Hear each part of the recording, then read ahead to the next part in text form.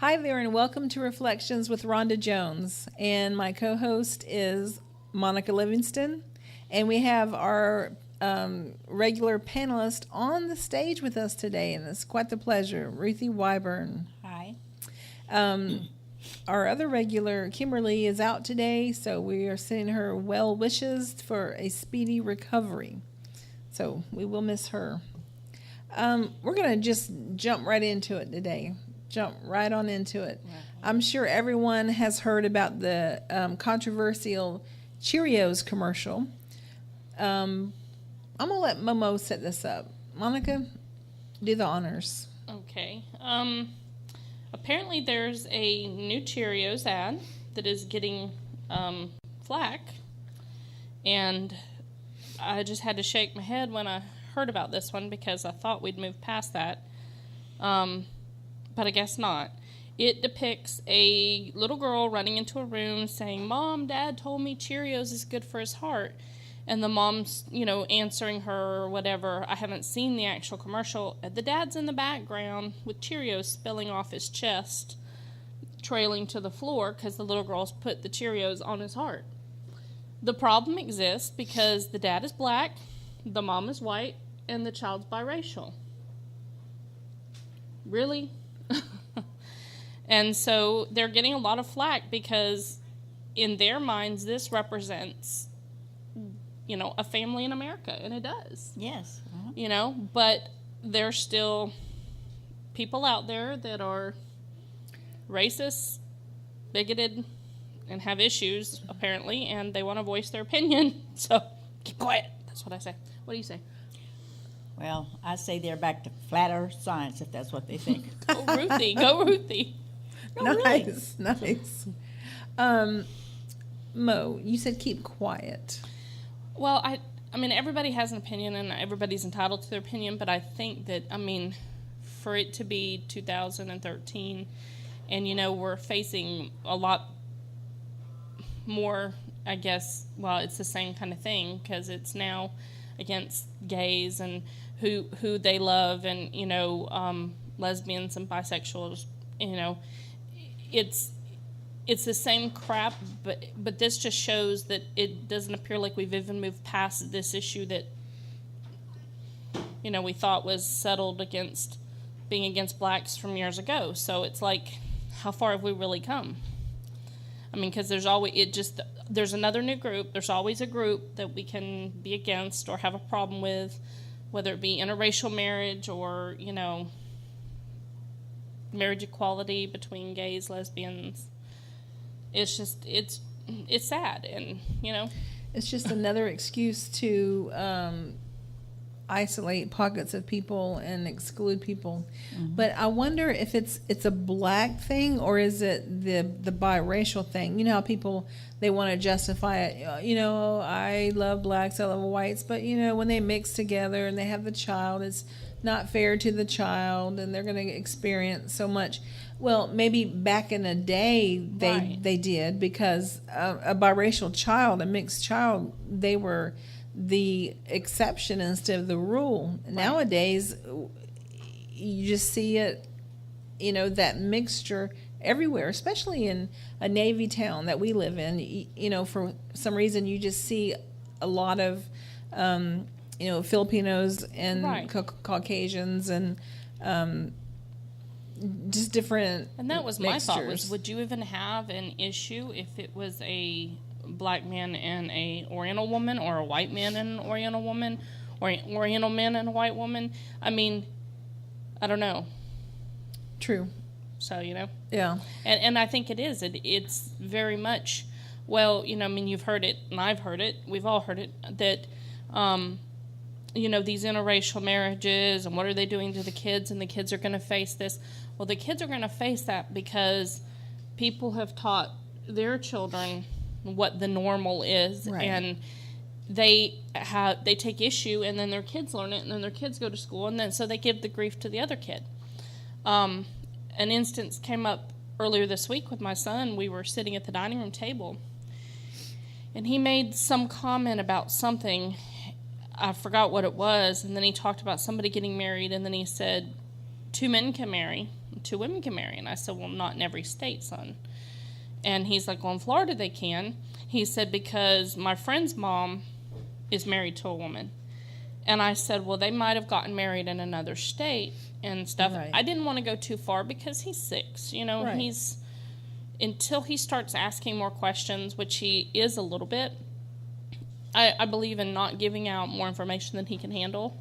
Right. And not bringing too much to light to it. But at the same time, I also don't want him looking at this through the eyes of what somebody else is going to teach him to think about it. I want him to look at it through, you know, what I believe. And so at that point, I didn't sit down and address every part of it, but I just made it seem like, oh, well, you know, and I think my actual words were is not everyone is treated fairly and equally in our country.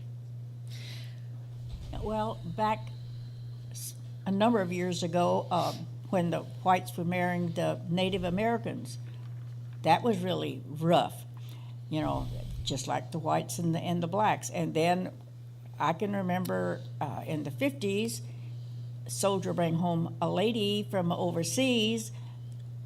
That was looked down on too. I don't, you know, and so if we can't find one thing, we find something else so that we can complain about what's going on. And I don't think that has anything to do with us. We should be worrying about our health. We should be worrying about how we treat each other, not what color they are or if they walk on their hands instead of their feet. What difference does it make? You know? That's right. You know, that is somebody else's business. Right. Even if it does cause some issues with the children, hopefully one day that'll dissolve. But that's something they have to worry about, you know. And I do believe it takes a village to raise children and to, you know, build communities and to help. And we should be concerned about everybody's plights in life. But the way I look at it, that's something they have to deal with. And, you know, there's just, doesn't seem like there's a lot of love anymore. And if you can find somebody that cares about you and you care about them and you'll love each other, if they're a Martian, I mean, my goodness. Yeah. You know, the way I look at it, God is neither male or female. And so, you know, he has the capacity to love whatever. And so if God isn't one or the other, why look at, you know, and I don't know this, I'm just assuming, and we all know what that means, but for instance, 2 women, if a woman finds love with another woman and she can't find it with a man, or there's issues or problems, or she's just naturally drawn to that, if you can find love, I believe, you know, find love. Now, that being said, you have these, and I don't want to call them nut jobs, because back in the day, people that were homosexual were called nut jobs, and we have loosened the reins on our, you know, bigotry there. But these people will say, well, if you let 2 of the same sex marry, then next thing you know, a man is going to want to marry a little boy, and, you know, and so where does it stop? And there's just a smidgen of something I understand about that. I don't understand them equating it to same-sex marriage between 2 consenting adults. I don't understand that. But there's a big difference there. There is. There is a big difference between 2 adults who are committing their lives to one another and want to share their lives and share every part of their lives with one another. In doing so in a committed relationship, you know, I mean, we have enough people out there that are bouncing around from bed to bed and you know, relationship to relationship. You're going to find 2 adults that want to commit their lives, whether they're a man and a man, a woman, a man and a woman. You know, great. But when you bring a child into it and you're making decisions for that child, I mean, that there's a problem there. Right. But that's it. It's a totally different issue.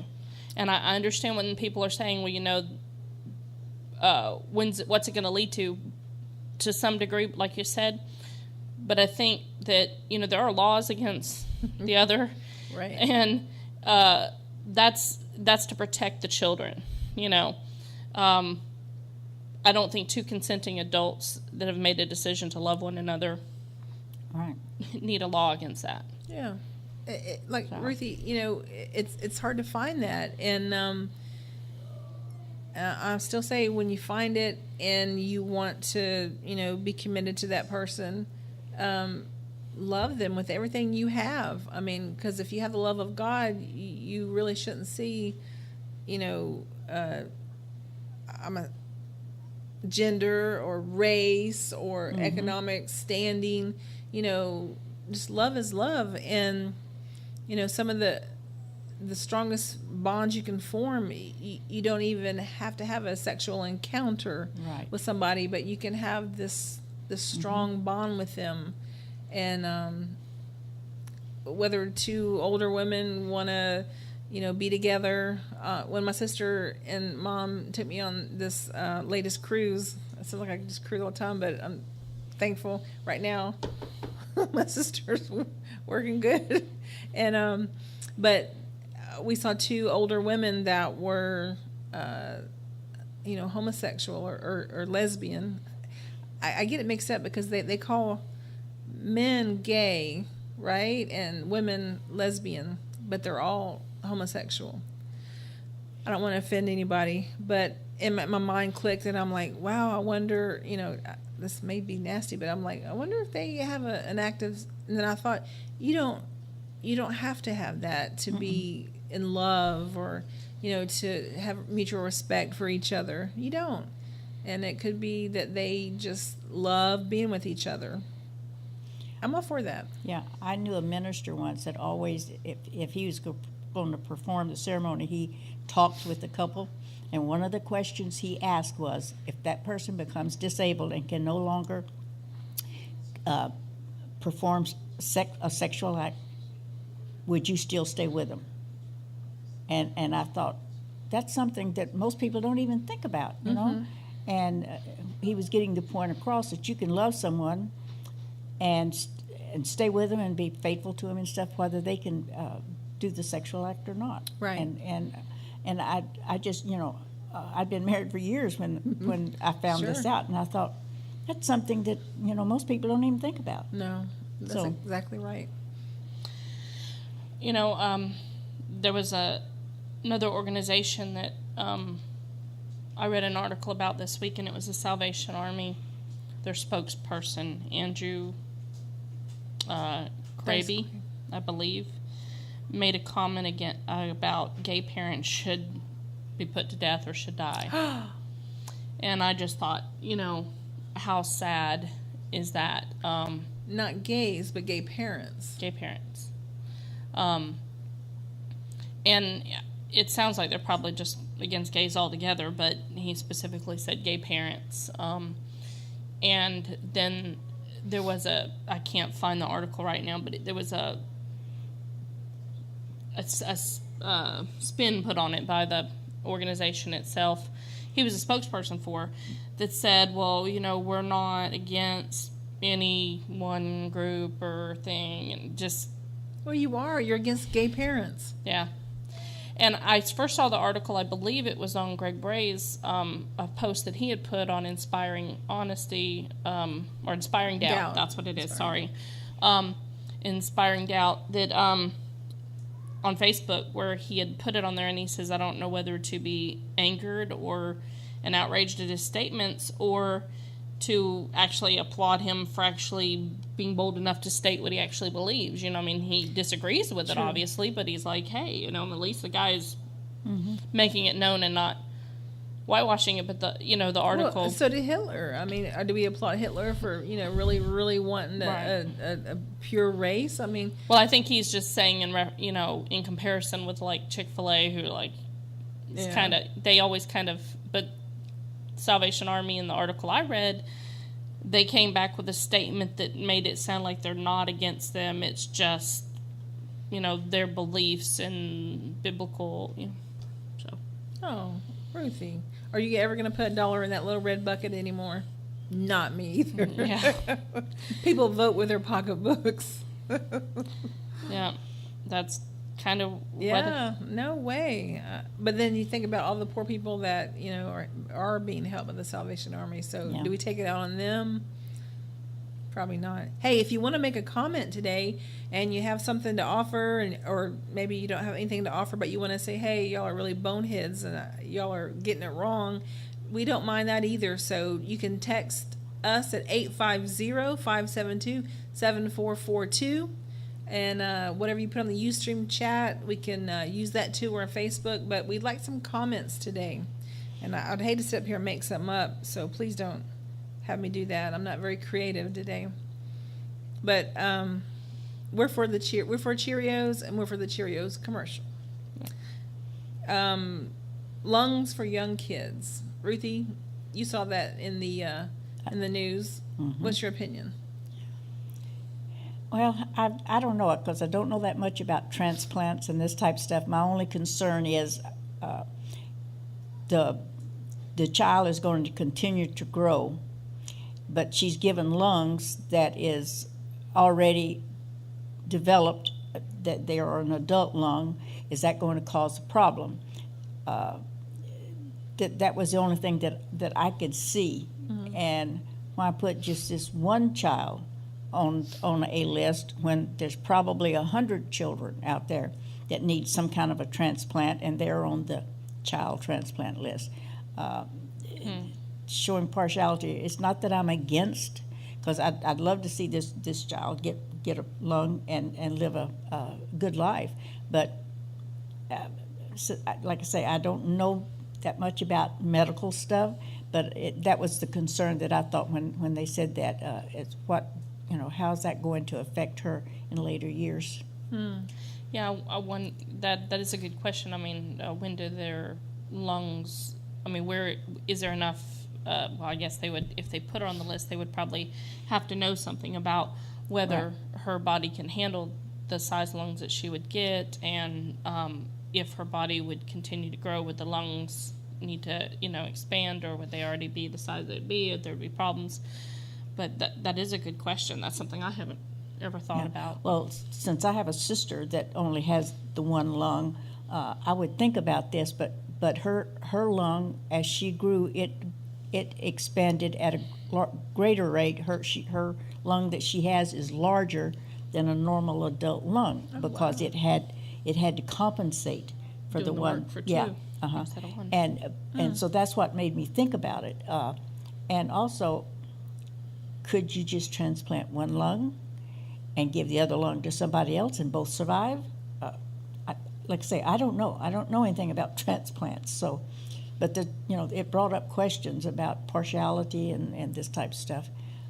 I think everybody should get one, but not everybody's going to donate their organs and stuff. And parents, if a child dies, of course, they're not old enough to decide, and the parent has to make that decision. And sometimes they don't want any of their child's parts to be used. So, and that's something as a young adult, when I got my driver's license and stuff, I never thought about. But here, one of the last times that I went to get my driver's license, I did think about it, and I almost thought, I would want, that if I died, to be able to know that, my organs that were still in good condition could help somebody else.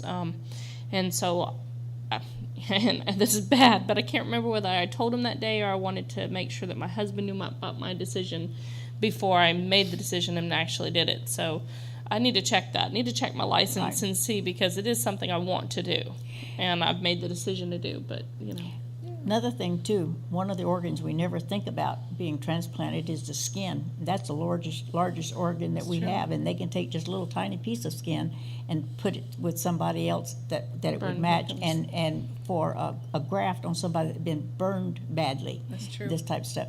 But I think that people should do this, and then if they're not healthy, like I'm diabetic now. When I put it on my driver's license, I wasn't. Mm-hmm. And so I don't know if they can use anything or not. But if they can, it's there for them to take. Yeah, So exactly. I think that's marvelous to do.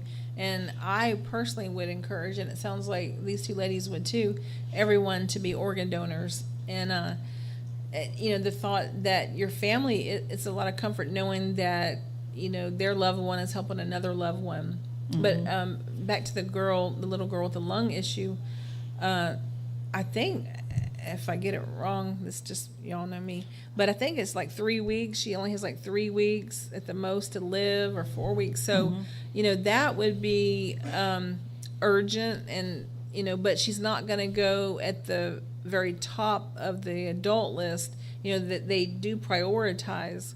But I was glad that the judge overruled, I think, the Health and Human Services, I believe, lady, Kathleen or something, Sebelius,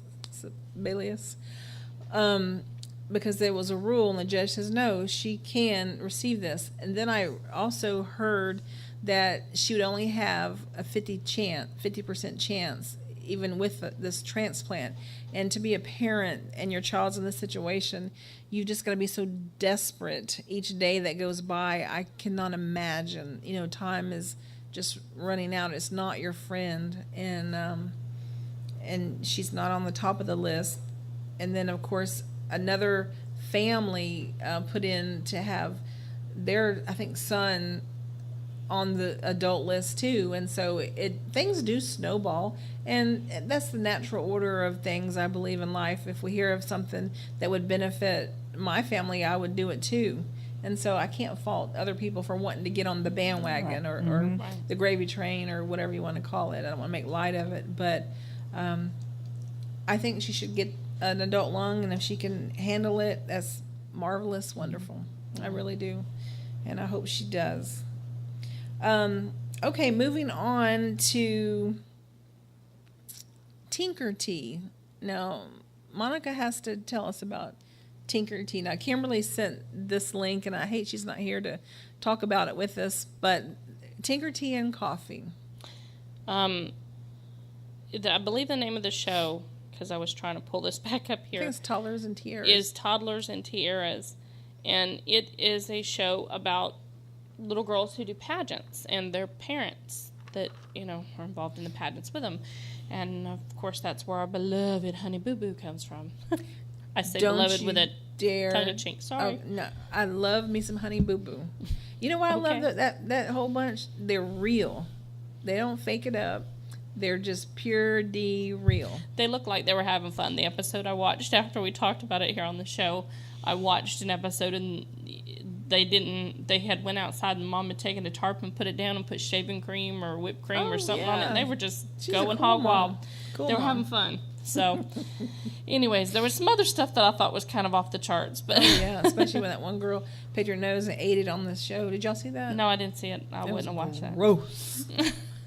Okay. I've never seen the show, so. But anyways, Tinker Tea, this mom, I saw the little clip that came with the video and the link that Kimberly sent.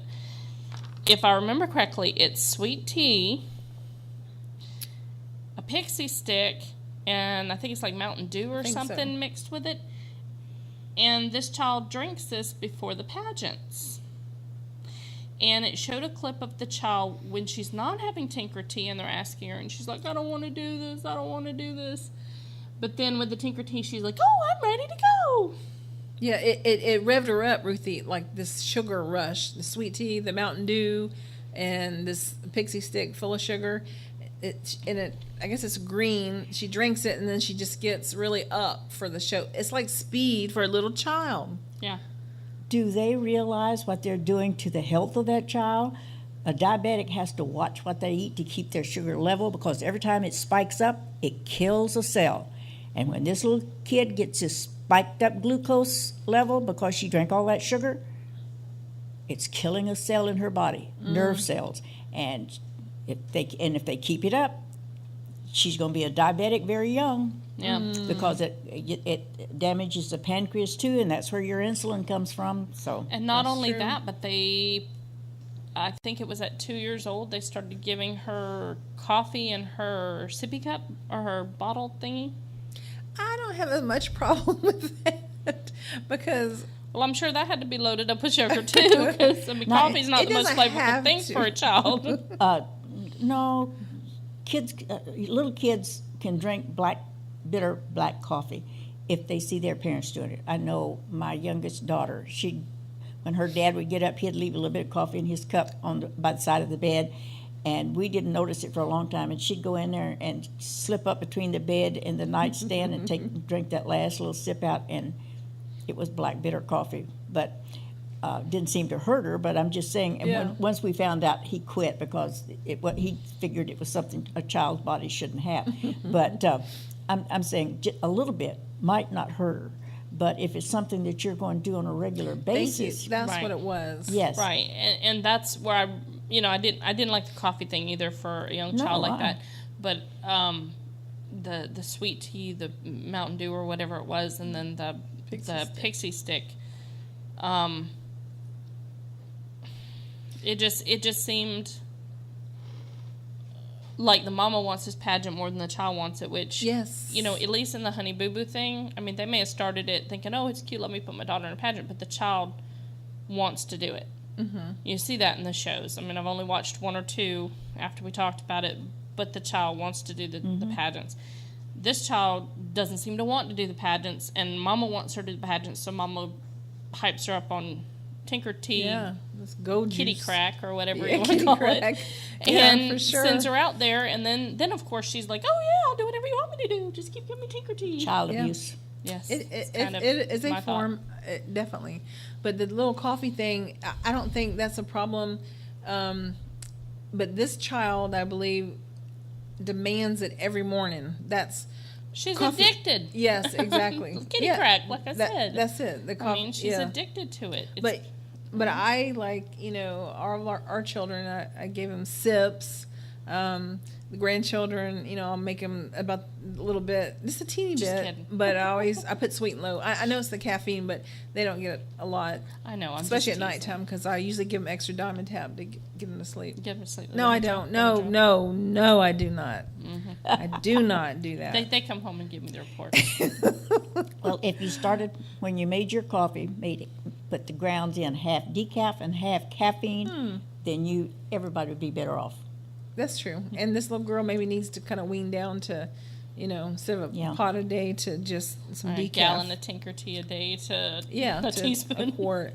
Hey, we have a comment from Charlie, and he was like, yeah, real gross. I'm assuming, Charlie, you're talking about the one older daughter, not Honey Boo Boo. She has more sense. One of the oldest daughters on that show, right in the camera, just like digging for gold. I mean, just knuckle deep. And then I'm thinking, that's gross enough. And then, wait for it. No. Wait for it. In the mouth it went. And just like chewed on, like, it must have been crunchy, like a cornflake. You can stop now. It was gross. I'm going to have to leave the stage. Next subject. Okay. All right. Sorry, Charlie, if I really grossed you out more. But that actually happened. I can't make this stuff up. Yeah, I can make it up, but I didn't. Did not. Okay, next order of interest. You have some... I always get lambasted for saying this wrong. I say Pinterest, but is it Pinterest? I've heard Pinterest or Pinterest. Okay, I say Pinterest. Pinterest. And sometimes I say Pinterest, but our son Matt always, I don't know which is right. I don't care, but I want you to give us some hints from Pinterest. One I came across was it's berry season here in the South, probably some of the North too. Sorry, I'm not trying to leave y'all out. But it's how to keep your strawberries fresh or any berries fresh longer than just, buying them in the store in a few days. They're starting to go bad. Yeah, like that mold. It says to take 1 part vinegar to 10 parts water, soak the mixture in it for a few minutes, then drain them and let them dry completely. Then store it in the refrigerator uncovered. It says the vinegar kills the mold spores and keeps the berries fresh longer. So, I haven't tried it yet, but you usually get your strawberries in the nice little plastic containers. It used to be the little green baskets that you could use for crafts, but anyways. Yeah, see-through clear plastic. Hard plastic. And bring them home, but try this and see if it works. I think I'm trying to do that next time because I always just stick mine in the fridge. Yeah, and then next thing. Well, see, I never put things like that in the refrigerator because I don't like them cold. Like tomatoes, please don't put tomatoes in the refrigerator. Makes the skin tough. Thank you. It kills the taste almost immediately. They say never put a tomato in the refrigerator. My mother-in-law, bless her soul, I hope she's not here, but she brought over a couple of tomatoes last night for me to make her some tomato mayonnaise sandwiches, and I was like, oh, I'd love to do that, and she gave them to me, and I felt it was like cold in the refrigerator. I was like, I had a lot to eat at the ladies' meeting. I'm not hungry, but I don't want a tomato that's been in the refrigerator. They taste so good, just nice and pliable. Now, the ones I get at the store, I don't mind refrigerating those because most of them don't have a whole lot of really good flavor. Lately, it's when they come out of a garden, when they're fresh out of a garden. Please I agree with you. Don't put them in the fridge. Please don't do that. And so the same for me is with a lot of other things. It just automatically. I like to pick your grape or cherry tomatoes off the vine and just eat it right there. Thank you. I like to take a salt shaker with me as I'm going down the line. Oh, I don't put salt on mine. I just eat it. Oh, they're good. you ruin it with salt. I appreciate your opinion. I didn't say that's strictly my opinion because I'm not much of a salt eater, never have been. So. Oh gosh, I am. That's why I'm blowing up like a balloon most of the time because I just constantly just retain water. I love salt. I just can't. I need to stop though.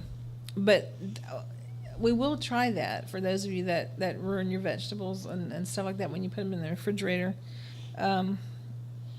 If anybody else has any other ideas other than vinegar, I'm afraid it'll but it's 1 part vinegar to 10 parts water, so Yeah, it's that's very right. little vinegar. Well, that's like I was told years ago that all vegetables and fruit that you buy should be cleaned with like a 1/4 cup of Purex, What? Clorox, in a sink of water.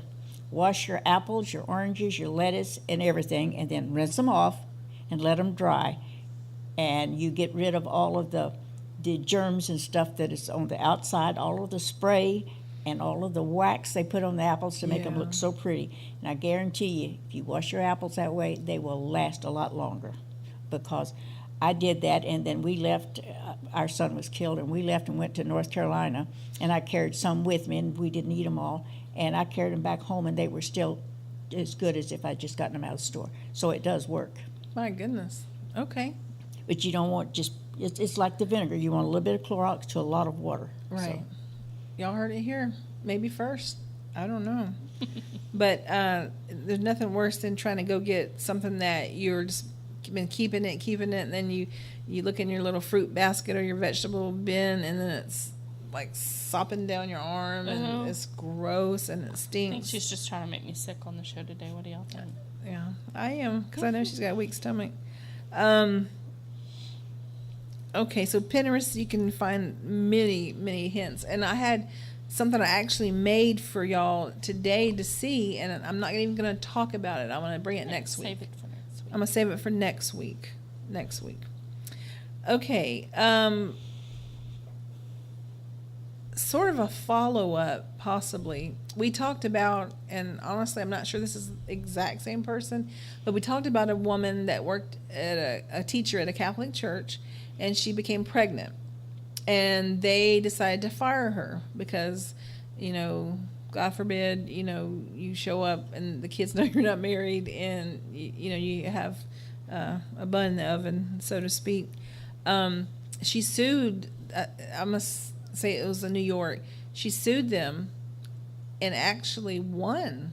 And they said that was discrimination, and she won quite a bit of money.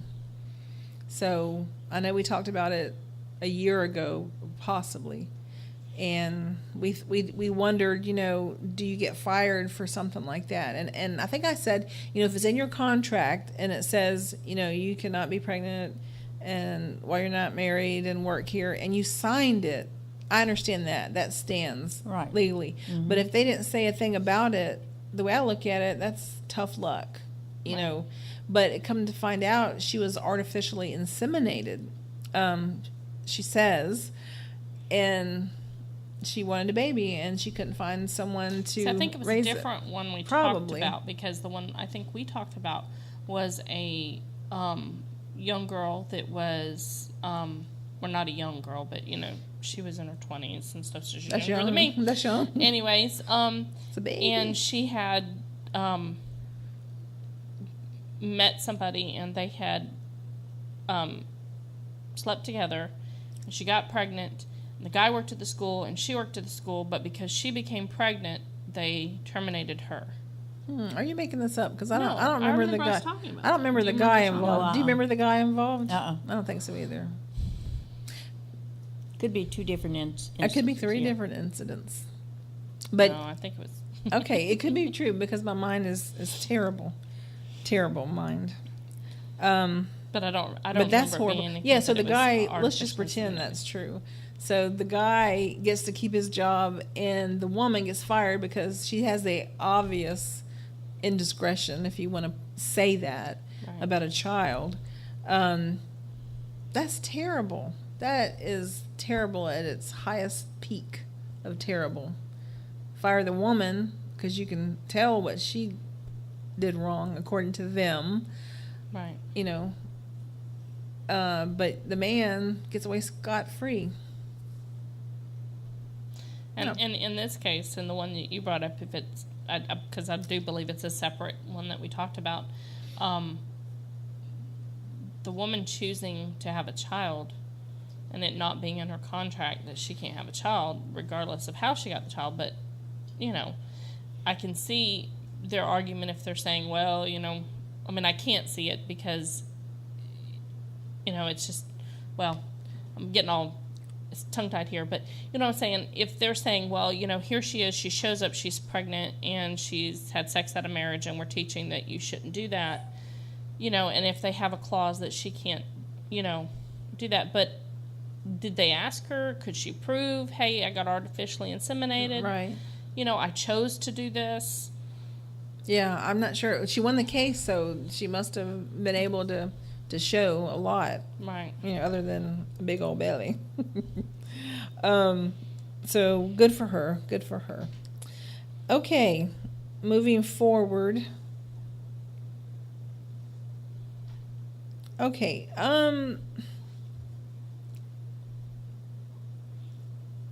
without giving a lot away, I was tasked to read a book this week for our ministry, and I don't know about y'all, but when you're reading something that is diametrically opposed to every fiber in your being, how do you get through the book? I mean, it's hard, it's really hard. And I don't want to be a murmurer or a griper or a complainer any more than I already am, but just page after page of this, it was so hard to read. I'm probably over halfway finished because it's just taken me so long to deal with maybe these emotions that are flaring up about, this person's come so far, but, they're still in Egypt, so to say. Yeah. They're just wandering around still, the way I look at it. In Egypt, actually, not even, close to the promised land. But what do you do? I mean, how do you get through something like that? If somebody has a conversation with you and they're really going against everything you hold to be true, how do you respond? Do you just nod and say nice, or do you just nod, or what? Ruthie, how do you do it? I just say, well, have you really thought about this? Think about what you're saying and see if it really holds true with deep inside of you. And sometimes it does and sometimes it doesn't. When you stop and think about something and you look at it, not just the way you've been taught for 40 years, but you look at it from a different view. Look at it from the east instead of from the south, and you can come up with a different idea. And sometimes though you don't want to accept that idea, and that's your problem. But Yeah. Nice. Well, I think it's easier, of course, when we're reading it. Yes. In some respects, because we can, put it down. We can walk away from it. We can come back to it. We can shake our head. We can disagree with it. It's not going to talk back to us. There's not going to be an offense there with the pages that you're reading. Whereas when you're talking to a person and they're totally disagreeing with what you say, or the beliefs that they hold, and your beliefs have changed, you want to preserve relationships, but at the same time, sometimes you have to be willing to understand that they may sever that relationship based on what you believe. Yeah. We've all had relationships that have been strained or severed outright because our beliefs do differ. And the crazy thing is a lot of the relationships that I've had with people that have severed them with me based on what I believe, at some time or another in their life, as far as I know, they didn't have beliefs that I know of, or that they weren't practicing Catholics, or they weren't going to church anywhere. Mm-hmm. And so I never then, when I was the one that was attending church and had these beliefs, pointing fingers at them. So it's strange to see that because my beliefs differ than theirs, right? They're severing it. But I think it's because I'm speaking those beliefs, maybe, and they'd rather I keep my mouth shut about them. But yet that they post theirs all over Facebook and things and speak theirs, so yeah, I feel I should be able to do so too. Yeah, even if they didn't, you should be able to. And if somebody comes to you and they say, I want to talk to you about this belief and that belief, and if you don't mind, just don't tag me in a couple of things, or don't tag me when you're talking about this subject. We would more than happy say, absolutely. I mean, that's right. That's something you have to deal with, but I'm going to honor that for you and not make it uncomfortable for you.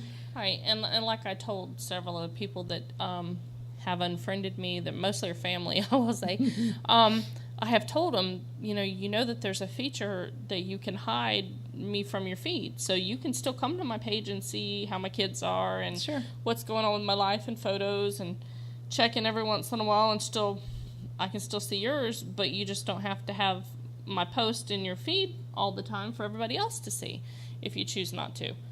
But they'd rather go the whole route and speak volumes with their actions and cut the ties and unfriend me. So yeah, I'm kind of backwards about it. Like on Facebook, if like our feed from Kane Diatheke, do the people that know you, I thought your own feed was your own feed, that nobody can see your own feed. They can just see things that are on your wall. Right. If but you like or something or share something, it can post on your wall. But I know that, like my cousin, he would post on his, and I didn't unfriend him. I hid him from my feed because his was always Obama's, the Antichrist type stuff. I'm not saying that he called him the Antichrist, but it was that kind of stuff. Yeah. It was always against the government, and it just became to every time I turned it on, that's what I would get, and it would be like barrage of it. Yeah. And I just was like, that's enough. I don't want to see it. But also then there were some that had very vulgar, words, and I'm just like, okay, I don't want to see this every time I click it on. So I didn't unfriend them. Sure. I just chose not to see that in my feed. But I know that if somebody, I believe that you can see some of the things. I mean, you don't see everything, but you can see some of the things. Yeah. So. Well, just the other day I was talking to somebody face to face, and they said, well, just because, I don't come to the studio anymore, I just want to let y'all know that, I still love y'all, and, no problems are there or whatever, and I would never, not be your friend or unfriend you. And I said, well, I'm in the same boat. Just because that you speak about, human sacrifices and, a bloodthirsty God, I just want to let you know that there's no harm feelings either with me, and I wouldn't consider not being your friend because you believe in human sacrifice. The way I look at it, if somebody on the outside would judge somebody that believes in human sacrifice versus somebody that believes in God, loves everybody, and looks like to me, just in my judgment, and it's skewed, I know, you would say, well, honestly, the person that believes in human sacrifice would be the one you wanted to chuck, you know what I'm saying? Instead of the one that believes God loves everybody. And so I have started saying that when they go through that holier than thou, you know, oh, we're still friends, and, you know, just because I don't believe the same thing. So I haven't even got that from most of the family, the people that have unfriended me. It's just, oh, you're unfriended. I have had, I think, one or two that have said, oh, well, when we see you at the family reunion and stuff, we'll still, you know, talk, and, you know, everything will be fine. Why wouldn't they? But the others have just flat unfriended, and so I don't know. I guess we'll see in October, because that's when it's coming, from what I hear. Well, but my dad's hosting it, so I do know that we can.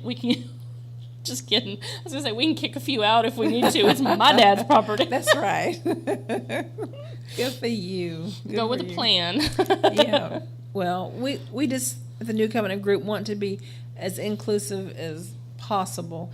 Yeah, you know, I'm just we don't teasing. want to have child molesters around our children. I'm not saying that, but we do include, like God does, include them into that umbrella of love. But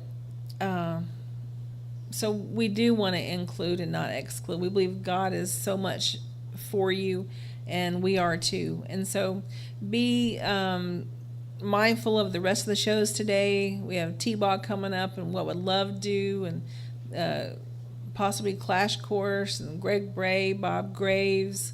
And then at 8 p.m., we're going to have something very interesting tonight, and I hope everybody tunes in. We're actually going to be dissecting some videos from YouTube of those that actually believe, most of them, in a literal burning hell. And some of these are from huge mega churches, and they are reaching thousands of people with this false message of, torture for people that presumably God loves. And so we're going to do a piece on that, and I believe Bob Graves will be joining us, and Sarah Moorhead from Recovering from Religion, she's going to be on tonight, and we're going to show video, and Dr. Jones and I will be here, and hopefully some of our atheist friends, and we're going to have a good time with it. And it will shock you when you hear, it still shocks me, even though I've heard it over and over again, when you hear somebody say, as we heard just the other night, that hell is not even hot enough for some people, right on the TV. And so, sad as that is, we're going to discover that tonight, go through it together, and let you know what the real truth is. So join us back next week, and hopefully Kimberly will feel better. And Ruthie only has a couple more Sundays, and she's off to Idaho and to visit her family, her daughters, and we're excited about that, but we're going to miss her. So we're going to take advantage of her while we can. That's the way we roll. All right, everybody. We'll see you next week. Bye-bye.